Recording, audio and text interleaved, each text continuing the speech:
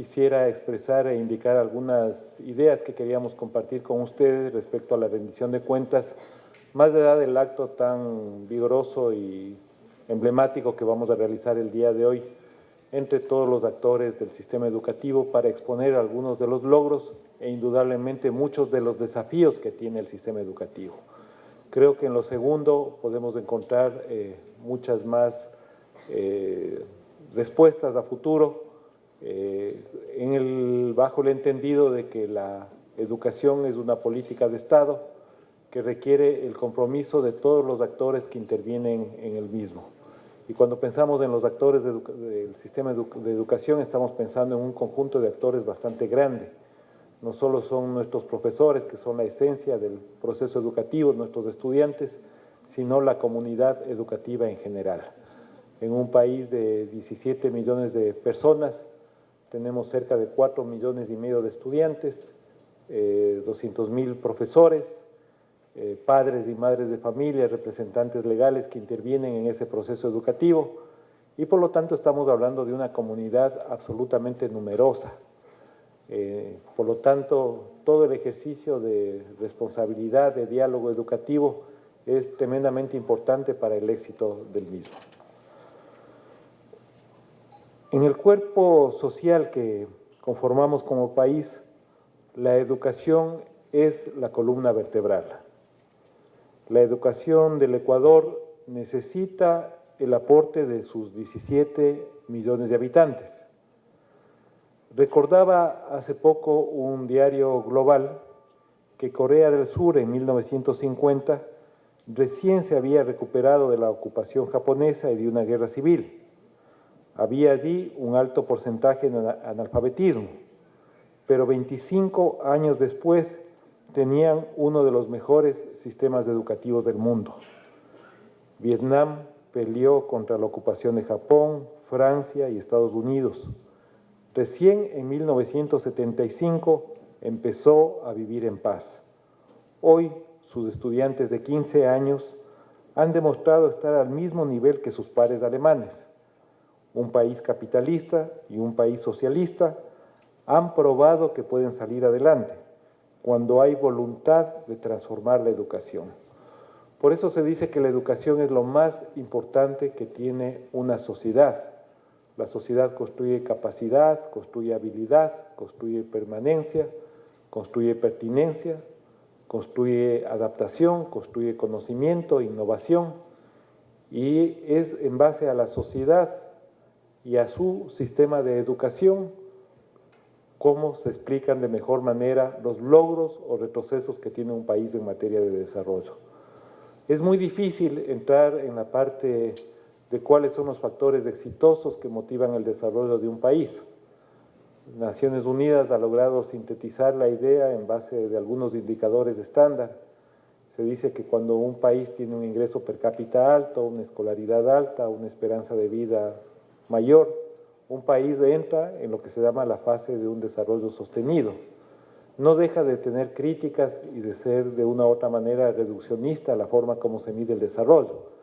El desarrollo podría darse a expensas de tener un ingreso alto, pero una inequidad alta, que no es un concepto similar. Es decir, podría haber la paradoja de países que tienen ingresos altos y países que tienen niveles de abismos en sus brechas salariales de oportunidades o de ingresos. Y eso es lo que está ocurriendo casualmente en el planeta en estos mismos momentos. Muchos de los teóricos del desarrollo y de los teóricos de los aspectos distributivos marcan con mucha intensidad que el mundo actual, si bien ha tenido escalonamientos fundamentales en los aspectos de bienestar en la forma clásica, el gran problema está relacionado con la equidad, es decir, con la desigualdad, y por eso las brechas se han hecho mucho más crecientes en el planeta. Desde un punto de vista más abarcativo, no solo tenemos brechas de igualdad, sino también brechas de consumo, y fundamentalmente brechas relacionadas con los aspectos relacionables de los seres humanos, fundamentalmente nuestra relación con el medio ambiente. Por eso se dice que estamos en una especie de impasse civilizatorio, de crisis de civilización, porque hemos como humanidad desbordado esos límites planetarios. En otras palabras, hemos tenido un ascenso en muchos de los indicadores sociales, pero no necesariamente en temas de equidad y en temas de desbordamiento de los límites planetarios. Pero lo que sí hay consenso es que la educación genera esa oportunidad, genera esa posibilidad en la sociedad. A James Heckman, un premio Nobel, le dieron justamente el premio Nobel, entre otras razones, por todos sus estudios relacionados con la importancia de la educación en los primeros años de la vida de un ser humano. Mientras más educación recibe un ser humano en esos primeros años de infancia, los retornos educativos de esa sociedad y de ese individuo serán mayores en el tiempo. Por lo tanto, indudablemente las mejores inversiones que tiene una sociedad están focalizadas en su sistema educativo y concretamente sus profesores, resolviendo ya los aspectos más esenciales de la educación. Lo más importante de una sociedad deberían ser sus profesores. Y ahí están los grandes retos que tiene el sistema educativo hacia futuro. No hay mejor inversión en una sociedad que la inversión en sus profesores, en sus docentes, en sus aspectos y recursos educativos. Y ahí es donde deberíamos centrarnos.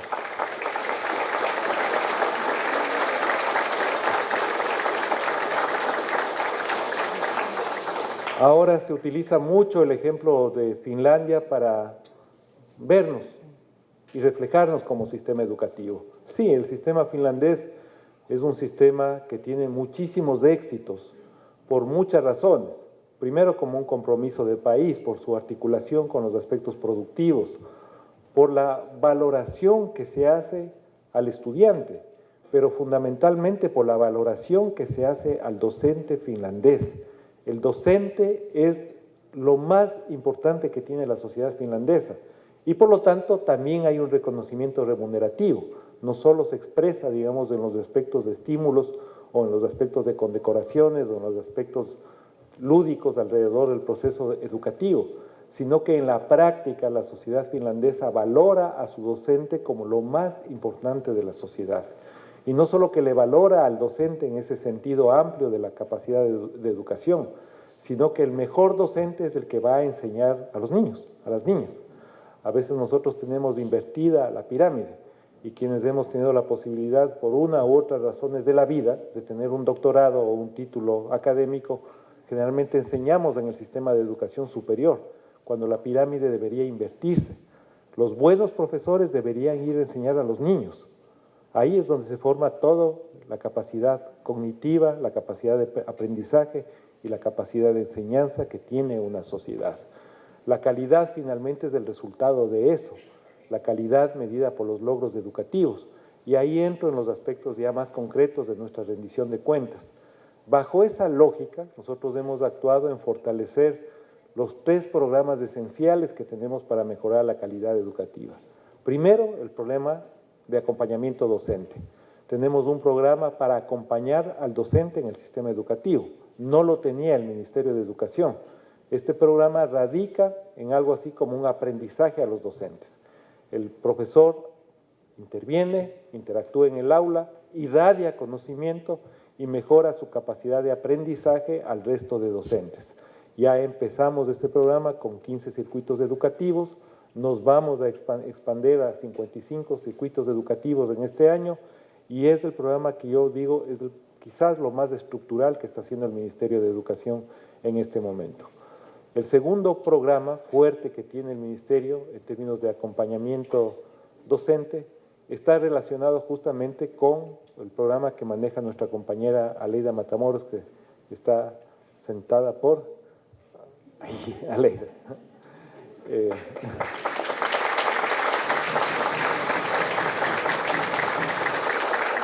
Y es uno de los programas, yo digo, más motivacionales que tiene el Ministerio de Educación.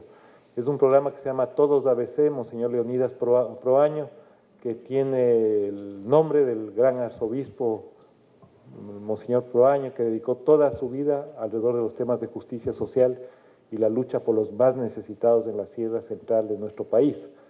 El programa Todos ABC pretende cerrar una brecha de rezago educativo. A veces no le magnificamos la problemática que tenemos en el sistema educativo, pero tenemos 5 millones de personas con bachillerato inconcluso, de una población de 17 millones de personas. Es decir, 5 millones de personas no han terminado el bachillerato en el Ecuador. Y lo que hace este programa es generar las condiciones para la alfabetización, la educación media y la conclusión de su bachillerato. En octubre tuvimos una inscripción de 87,000 personas en las distintas modalidades del programa Todos ABC, siendo una de las personas más emblemáticas del programa Baltasar Ushka, el último hielero del Chimborazo, que selló su nombre, digamos, con el programa de aprendizaje y de conocimiento alrededor de la alfabetización. Por eso nos satisface tanto este programa, porque creo que llena uno de los grandes baches que tiene el sistema educativo ecuatoriano, que es justamente el rezago educativo y la escolaridad inconclusa. Entonces, si hay algo que queremos destacar nosotros en esta rendición de cuentas, es justamente un programa tan emblemático como Todos ABC, que además hace 3 semanas atrás tuvimos ya la graduación de 18,000 bachilleres, 18,700 concretamente bachilleres en las distintas modalidades de este programa.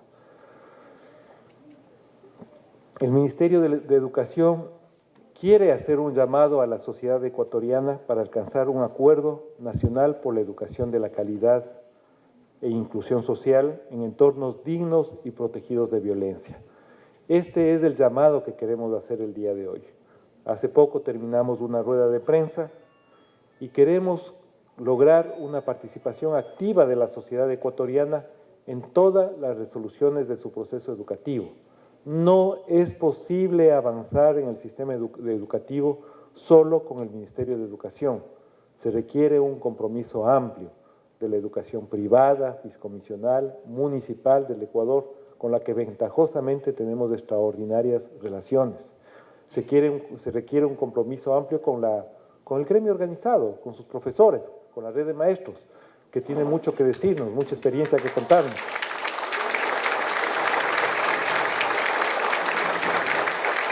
Se requiere un compromiso amplio con la Corporación de Educadores Privados, que tienen una experiencia riquísima y una capacidad de innovar y de dialogar en su sistema educativo, y de los cuales tenemos mucho que aprender. No podemos cerrar las puertas a ningún tipo de conocimiento y a ningún tipo de innovación. Por lo tanto, es un llamado a un diálogo amplio, abierto, participativo, donde nos vayamos poniendo de acuerdo sobre los problemas centrales que tiene el sistema educativo. Este acuerdo nacional implicará un consenso sobre cómo debe ser la escuela o la nueva escuela ecuatoriana, con edificios dignos y propios en el territorio, profesionales capacitados y motivados, con estudiantes prácticos y críticos, y con protección de los derechos estudiantiles. Quizás este ha sido uno de los elementos donde hemos tenido que actuar con bastante firmeza en el sistema educativo, por las urgencias y las demandas de la sociedad ecuatoriana, pero además por el compromiso que tenemos con la calidad y la educación sostenida en derechos. El país se desnudó a sí mismo de una realidad que no es que estaba ahí y que ahora la descubrimos. Quizás hace muchos años atrás esta realidad ya era conocida por buena parte de la población ecuatoriana y no nos atrevíamos a denunciar en toda su magnitud. El año pasado hubo un destape en la sociedad ecuatoriana sobre los temas de derechos, un destape que todavía requiere un trabajo mucho más fino y un trabajo de precisión entre todos los actores educativos. Nosotros hemos dicho con mucha claridad, no vamos a tener ningún tipo de tolerancia con los abusadores sexuales, no vamos a tener ningún tipo de tolerancia, vamos a actuar con todo lo que tenemos frente a la capacidad de acción que tiene el Estado ecuatoriano. Hay un compromiso sólido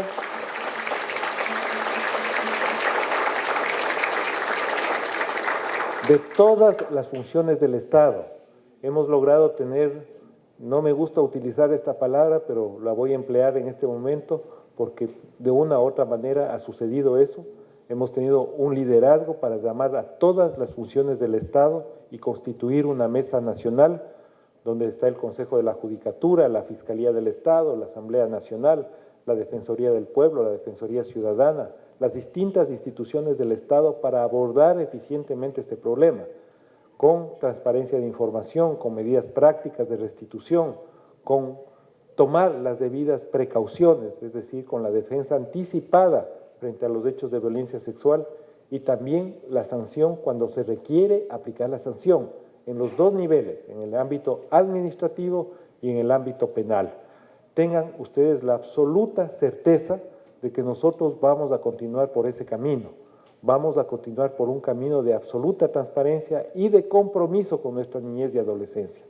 La pregunta 4, que fue aprobada mayoritariamente por la sociedad ecuatoriana, abre las puertas para que tengamos una acción mejor en el sistema educativo y en general en la sociedad ecuatoriana.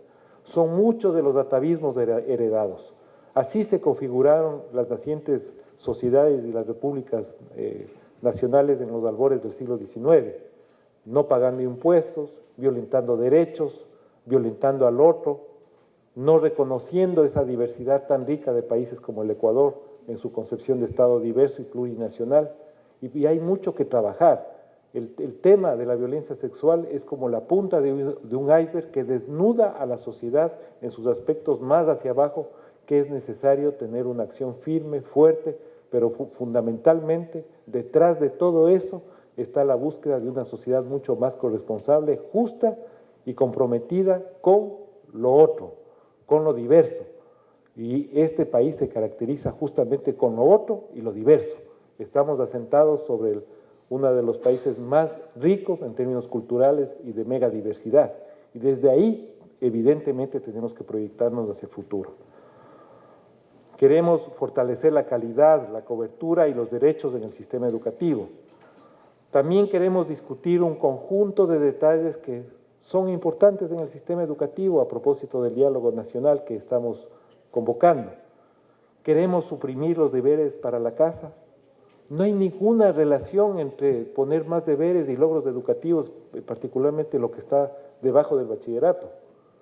No hay ninguna relación de causalidad entre que tengamos más deberes educativos en lo que no es el bachillerato y mejores logros de educación. ¿Por qué no discutimos este tipo de situaciones? ¿Cuál es la carga que debe tener un estudiante? ¿Cuál es su mejor carga estudiantil? ¿Cuáles son situaciones tan importantes como, por ejemplo, si un estudiante debe tener o no las clases los sábados? Por eso nosotros suprimimos la clase los días sábados, porque es el día de descanso de los chicos, chicas, la comunidad, porque es el día de encuentro.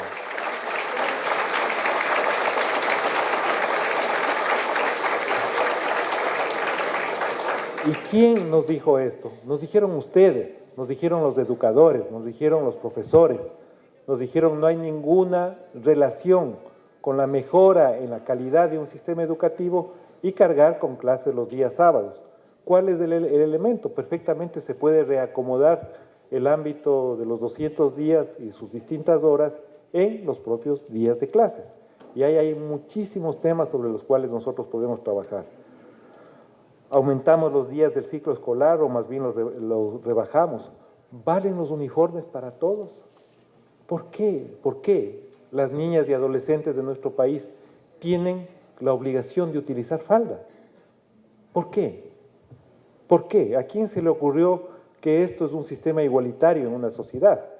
Obviamente tiene que ser opcional y obviamente el Ministerio de Educación tiene que generar una tendencia hacia allá.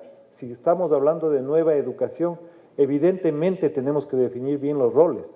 Nadie ha nacido, digamos, para discriminar y que los de acá tengan que dedicarse a estudiar y los de acá tengan que dedicarse a otro tipo de actividades o que tengamos evidencias de no reconocer las profundas riquezas que tiene el compartir un criterio, un trabajo compartido, como debe ser en el hogar y también en el sistema educativo, donde no debemos perpetuar esos roles absolutamente discriminatorios que venimos recibiendo en la sociedad. Todo eso es parte de la educación moderna. A veces se dice, solo tenemos que centrarnos en aquellos aspectos más estructurantes de la sociedad, pero hay estos señales que son tremendamente importantes, pero que dan mensajes de comportamiento social y evidentemente también se trasladan a su sistema educativo. Hay muchos detalles sobre los cuales debemos trabajar. Por eso en este diálogo es para construir política pública realizada para todos y para todas en el país. Todos los sectores están invitados a construir este gran diálogo por el sistema educativo. Todos ustedes, y les vamos a molestar a nuestros anfitriones que nos han prestado este lindo auditorio, para que ojalá podamos aquí realizar algunas de las mesas de discusión, de diálogo, de debate con todos los actores en el sistema educativo y evidentemente con la educación superior. Tenemos mucho que construir con la educación superior. Estamos fortaleciendo nuestro bachillerato técnico. Estamos invirtiendo en este año cerca de 100 millones de dólares para fortalecer el bachillerato técnico en los distintos acepciones que tiene el mismo, es decir, la capacitación docente, la infraestructura. ¿Y por qué? Porque necesitamos un diálogo mucho más rico con el sistema de educación superior. ¿Qué pasa con nuestros jóvenes? ¿Cuál es el tránsito? Todos debemos ir a la universidad. ¿Y por qué no podemos pensar en el fortalecimiento de lo técnico y en aquellas actividades relacionadas con el mundo del trabajo, con aquellas actividades profesionalizantes que demanda nuestra juventud? Todo esto es parte del quehacer. Nosotros estamos implementando un fortalecimiento del BT, del bachillerato técnico productivo, pero también debe ser parte de un diálogo mucho más rico y fructífero en la sociedad ecuatoriana. Hay temas trascendentales, innovaciones pedagógicas, capacidades docentes, evaluación educativa. Es la mejor forma, cómo estamos evaluando este momento a estudiantes y profesores. ¿Acaso no hay otras formas de evaluar?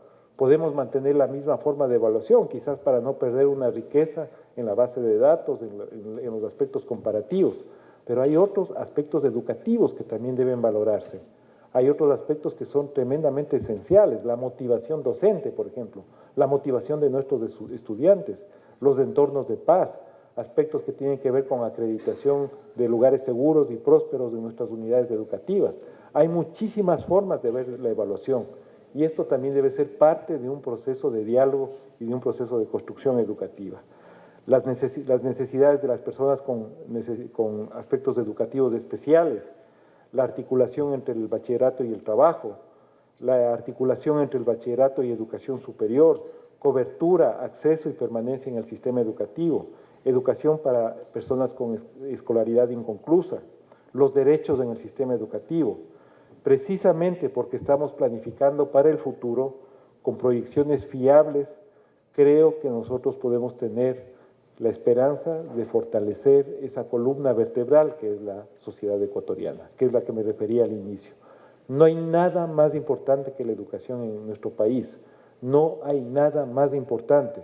Y justamente en esta crisis de institucionalidad y de política, incluso de ética que vive el país, creo que quien debe salir adelante y quien debe dar esa señal inequívoca de fortaleza a la sociedad es su sistema educativo.